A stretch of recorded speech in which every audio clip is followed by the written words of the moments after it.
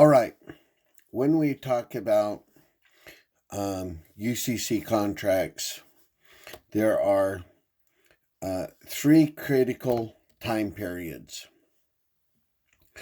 And those three time periods are number one, insurable interest. Number one, insurable interest. That is, at what point does the purchaser of these goods have an interest sufficient enough to take out an insurance policy on those goods? The second one is title. When do they actually acquire the title to the property? When do they have ownership? And the third one is risk of loss. Now, when we're talking about title,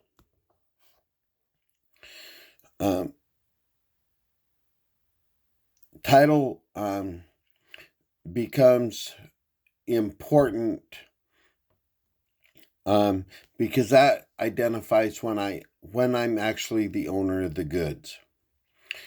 And in order to establish title, if I walk into a store and purchase goods and walk out with those goods, I have title to them. But if I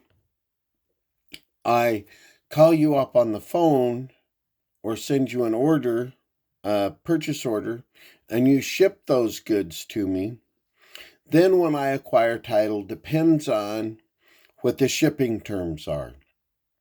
If the shipping terms are FOB shipping point, that means number one, I'm responsible for the shipping cost to get them from, say, the post office to my residence or my place of business. If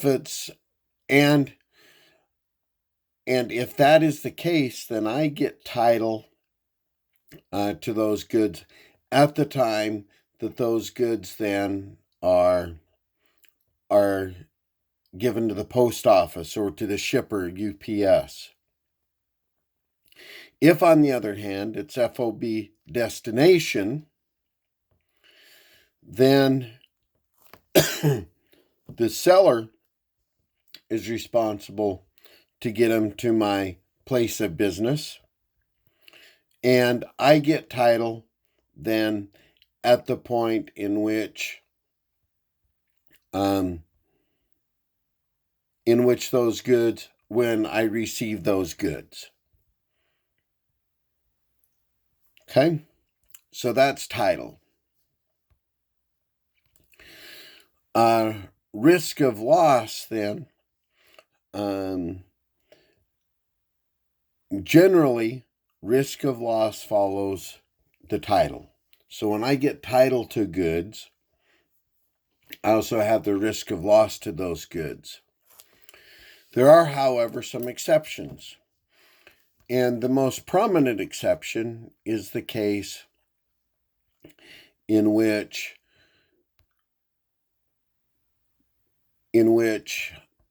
I purchase goods and the seller keeps those goods for some reason. So an example of this is I go into Men's Warehouse and purchase a suit. I pay for that suit, but they keep that suit to do alterations. It would also apply if I purchase a car and they keep the car in order to do some final repairs or some final cleanup before I take it. So I purchase goods, I have the title, but they keep those goods for the purpose of finishing the preparation for me to take them.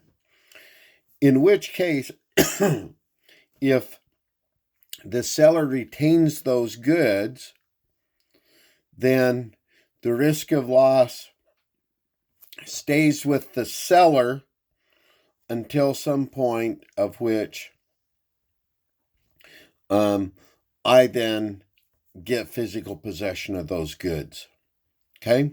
So risk of loss in that situation, risk of loss transfers on actual delivery. So if I go into Men's Warehouse, purchase a suit, they keep it to do alterations, and the store burns down, the risk of loss then is with Men's Warehouse. If, on the other hand, Men's Warehouse or other clothing store goes bankrupt and the trustee comes in and acquires those goods from the clothing store, they cannot have my suit because I actually have title to those goods and not the clothing store. Okay? Now, this rule that I've just talked about applies in the case in which the seller is a merchant. If the seller is a non-merchant, then risk of loss transfers on tender of delivery. That is, that the goods are made available for delivery.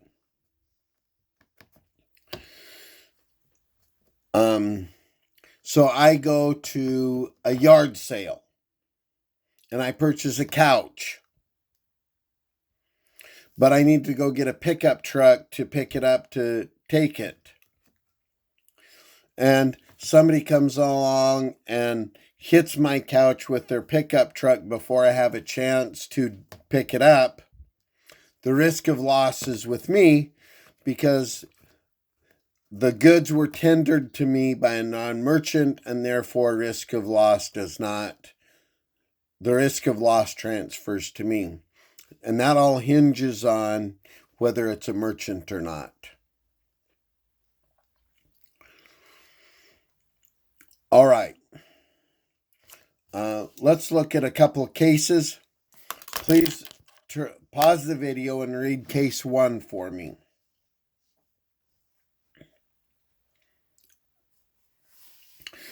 Okay, in case 1, what we have is the question of whether me hiring a company to do a conversion for me is a good or a service. Now, and we've really talked about this issue before, and that is what is the purpose? Is the purpose for me to buy a TV from you, and as a side, you install it for me, or is it the purpose for you to take this van and then convert it into this conversion van by adding various components, bed and a microwave and captain's chairs and the like. Okay, and in this case, they wanted to convert it. They wanted it converted, which makes it not a UCC contract, but a common law contract because it's contract for goods. All right. Now read case 2 for me.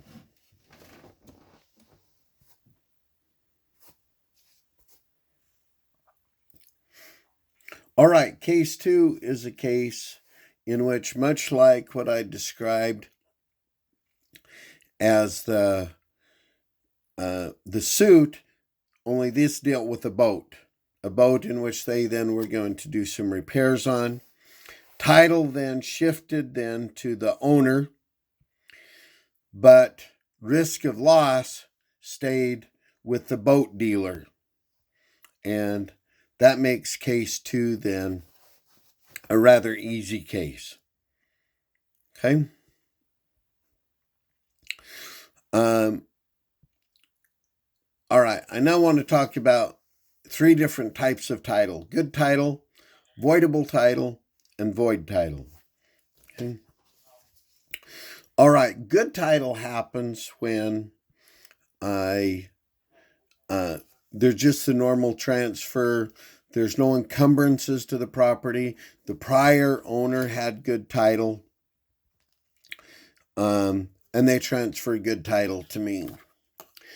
Voidable title is when I voluntarily transfer property to someone, but do it with some type of fraudulent intent. So I transfer a textbook to you, but you've given me a bad check.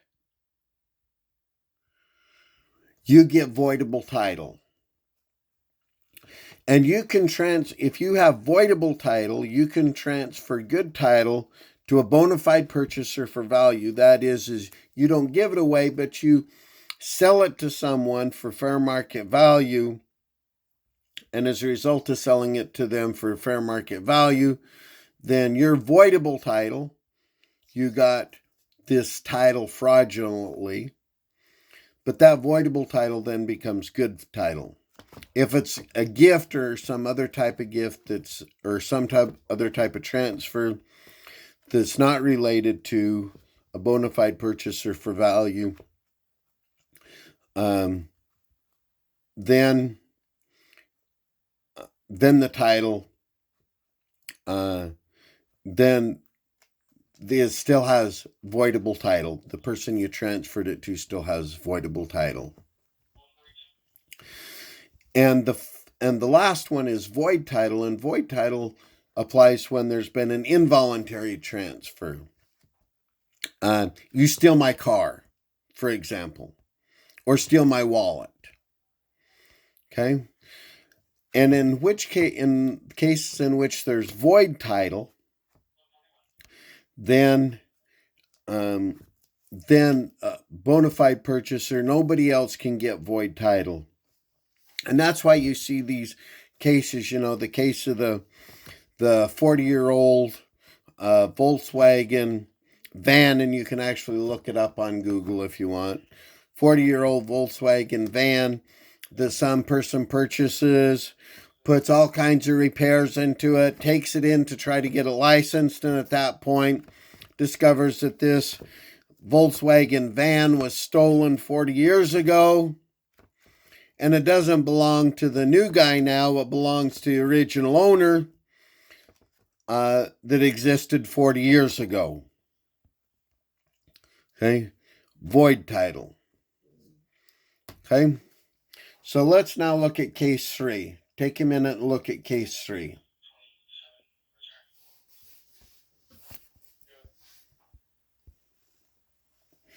Okay, in case 3, we see a case in which there was actually a voluntary transfer. And as a result of that voluntary transfer,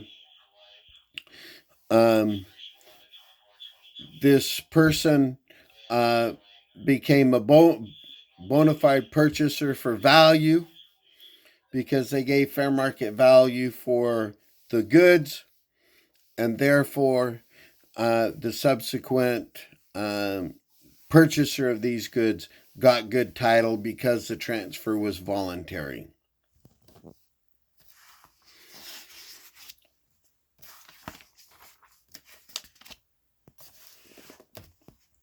All right.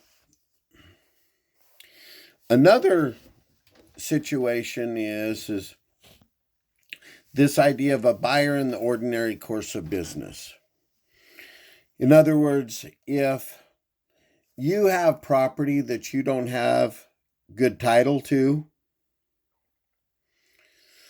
or that has an encumbrance on that title, and you transfer it to someone that's a buyer in the ordinary course of business, that is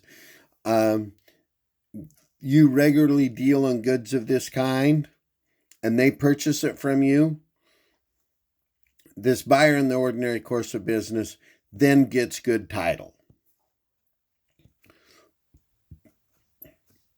And that's then related to this idea of the entrustment rule. An example would be is I take my watch into the watch repair person who also sells watches, and I ask them then to repair my watch. And And in the course of things, somebody comes in, sees the watch, asks if it's for sale. They mistakenly sell my watch to this person. And if they do that, then the person that bought my watch then gets good title because of this entrustment rule.